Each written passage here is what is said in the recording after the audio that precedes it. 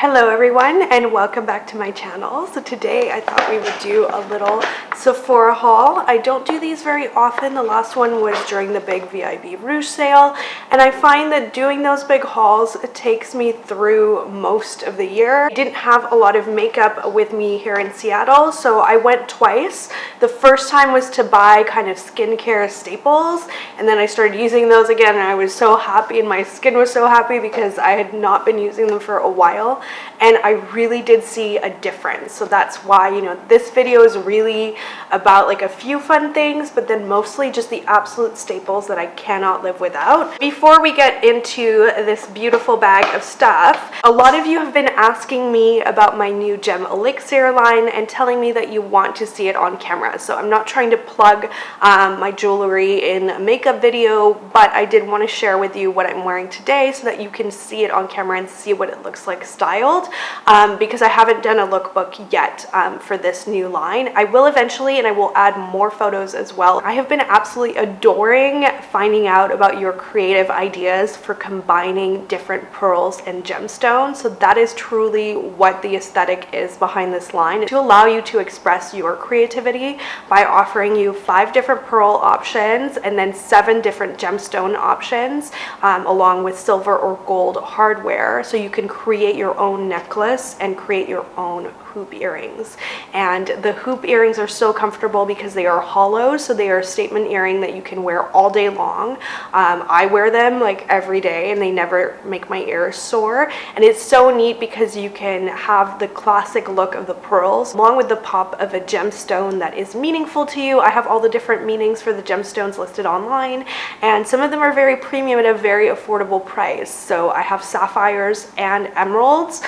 For now, I don't know if I'll carry them forever. Getting fine jewelry with sapphires or emeralds at an under $200 price point is pretty exciting for me to be able to offer. So I don't know if I'll do it forever, but for now I do have that in my line and I'm really excited about it. They're so beautiful, they're so saturated in color, and they really have a nice shine to them because they're actually faceted rondelles in terms of the shape of the stones, so you really get some nice shine and texture from adding them to the pearl necklaces that you create. First, I got the Natasha Denona Biba palette, which I had been looking at for a long time, and with me I only had my Urban Decay palette, which I actually do really like. It's probably my favorite one of all time, but it is nice to have a few more colors to play around with. I just absolutely fell in love with this palette, and if you're into makeup, I feel like a new eyeshadow palette is like new crayons for a child.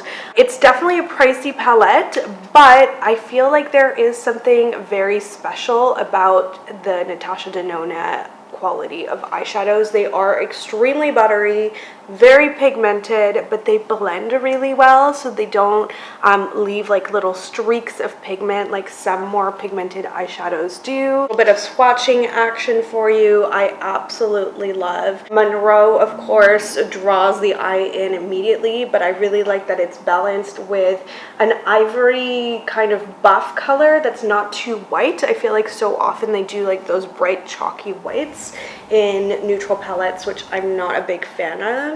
I really like that you have a very dark brown, and then Spot is a really unique color because at first I thought it was black, but it actually has a tiny bit of navy in it. I feel like it's kind of like an indigo black. It's very unusual, and so it really adds something to my collection that wasn't there before. Similarly, Tor is like a black gray brown that is really different, and then you have some really nice warm colors that aren't so red that they're going to be impossible to wear, which is my beef with a lot of palettes. So I find those sorts of very red shades quite hard to wear, and so I love that these are warm, kind of burnished here if you look through, but they're mattes and they're not super red, so they're more on the kind of rust side of things, and they're well balanced by some cooler tones on this side of the palette. So we're always looking for that holy grail, like basic, neutral, but still kind of fun eyeshadow palette,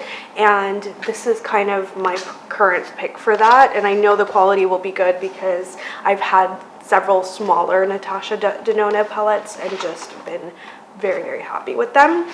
So then the other thing, which I kept the packaging for this one, but not for everything else I'm going to show you, I got the Cora Organics Get the Noni Glow kit. I was quite excited about this kit because it has 2 things in it that I know I love, and then the third isn't a dud. It's actually a really nice exfoliating face mask, and that is the first thing that I used to kind of get rid of just very flaky kind of dry skin around my nose. I had a cold. I feel like you can almost still kind of hear it in my voice, and it really did affect my skin. So I found this kit very helpful. I've never tried the Cora serums. They're seriously amazing. I was very, very skeptical of a line founded by a supermodel. Oh, hello, we have a visitor. It's been a while since you guys have seen Precious BB. She's kind of wandering around as a Sammy. So I can actually say, having tried much higher end serums and face oils, that this is my favorite. There's something about it that my skin just inhales. It disappears. It's not too oily, not too dry. It has the most wonderful nutty smell. And it's what I put on after I take off my makeup before I do anything else to my skin. And I like to let it sit for like a couple of hours and just really absorb before I do my night cream. And so now I'm able to do the same thing with the eye oil as well, which is so neat because it's a roller ball, so you can just roll it on. And it's not weird at all to use the oil around your eyes. I was kind of a little bit skeptical at first, but I really like it. It dispenses the perfect amount. And then the scrub is really good. I don't know if I would buy it in like a full size, but it's got turmeric in it, and it definitely feels like it brightens your skin after. Like I could see the difference, and it's grainy, so you kind of put it on, you let it sit, and then you scrub it off, and it's a nice experience product wise. So it was nice to get a kit where there's no kind of dud product, and I felt like it was really good value. And then the products that really brought my skin back to normal in terms of just exfoliating the right amount so that things weren't over exfoliated, but so that all of my face oil and my Shiseido Bio Performance could actually absorb into my skin. I really discovered that I cannot function without these two. My skin is just not right, basically addicted to it, but it's a really good combo, and it's very gentle. So what I do is I use Good Genes from Sunday Riley, and this is the more dramatic of the two, so you really will see a difference the day after you use this. So I use this under my night cream, I put a thin layer on, and I do that maybe twice a week, and that is plenty. It's pretty pricey, and so you don't want to use too much of it, but it really does make a difference. And I also feel like my skin is plumper after I use it as well. And then the facial radiance pads have a little bit of an exfoliating texture to them, as well as really good high quality acids and ingredients like aloe, cucumber, lactic acid, and glycolic acid, but they're very soothing as well. So if you feel like your skin is kind of sensitive, I really highly recommend these little pads. I know I've been talking about them for years, but some of you guys may not have seen my other skincare videos, and I really do feel like it'll make a difference in your life. Something I feel like I haven't talked about before is the Sol de Janeiro hand creams, and so this is the Coco Cabana version, which is coconut, and it has a very buttery smell that some people say smells like popcorn. It's sort of like once you smell that, you can't unsmell it, but it is very, very good, and it has like a beachy kind of smell. The original is also awesome. I like to use that one in the summer and this one in the winter for whatever reason. That's my little routine. And the original smells like caramel. It's amazing. What is special about this hand cream, which I'll show you, is that it absorbs like immediately. There's no greasy hands. It's not like tacky or thick. It's relatively thin and almost mousse-like in consistency. So I can actually put this in my handbag and put it on during the day, which is necessary for me in the winter, and it doesn't have that like yucky experience to it that I feel like literally every hand cream does. It was recommended by my friend Lisa, who's also very discerning about hand creams. I know her through YouTube, and yeah, I was kind of skeptical about it being different than other hand creams when she recommended it, because I like the body butter, but it's not like life-changingly good. It just smells really good. Their hand cream really is bomb. Bought a couple of lip products, and they kind of, well, they're kind of on the spectrum from from more makeup-y to least makeup-y. There are 3, so I'll go through them. The first one is new. It's the Pillow Talk Lip Balm by Charlotte Tilbury, and that is what I have on my lips right now. It's your quintessential, like, your lips but better kind of lip color. I would say it's a borderline lipstick in terms of pigmentation.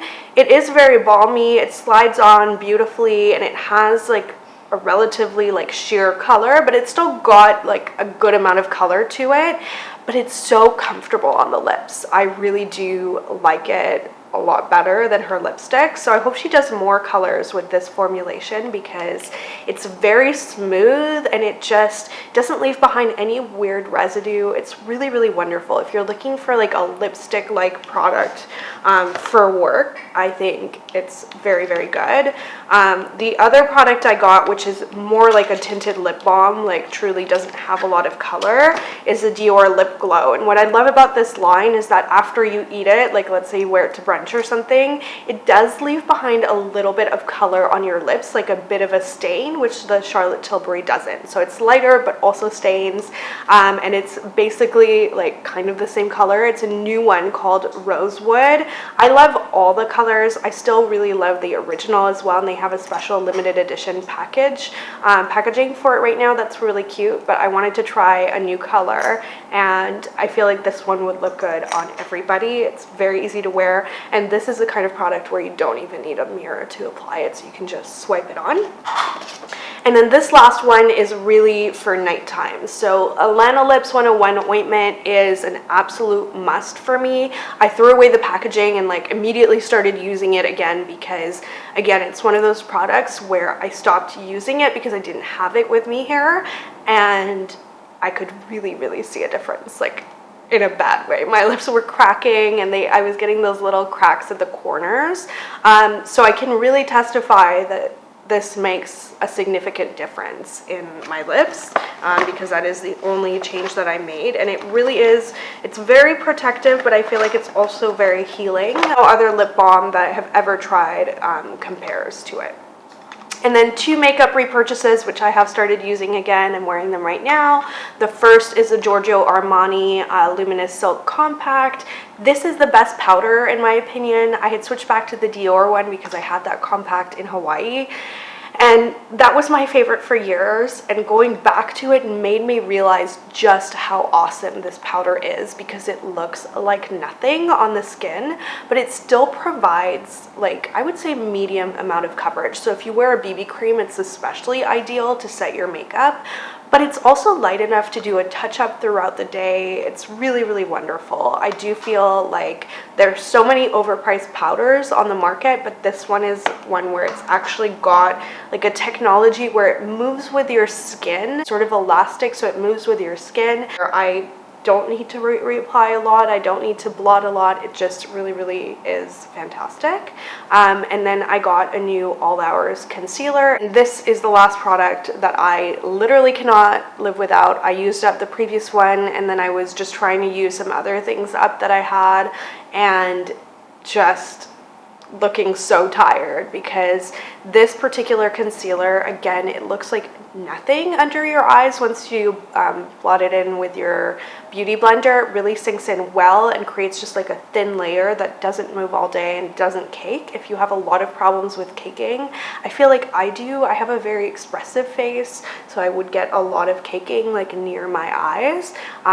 This never does that. It covers so well. It's the perfect amount of coverage, and I really, really missed having it. I know this haul wasn't revolutionary, but I did want to share it with you because these are truly my ride or die products, along with a few new fun things, and I really, truly did miss having these items and noticed a significant difference in my skin and makeup without them. So I thought that would be fun to share. I have some good videos coming for you guys. I'm going to film a what I eat in a day, and I also am going to do a little tour and maybe some capsule closet content because I feel like I have actually created so many outfits with the little bit of clothes that I have here that I think that might be fun to show you as well. Definitely give this video a like and subscribe if you would like to see that, and I will see you in my next installment. Bye!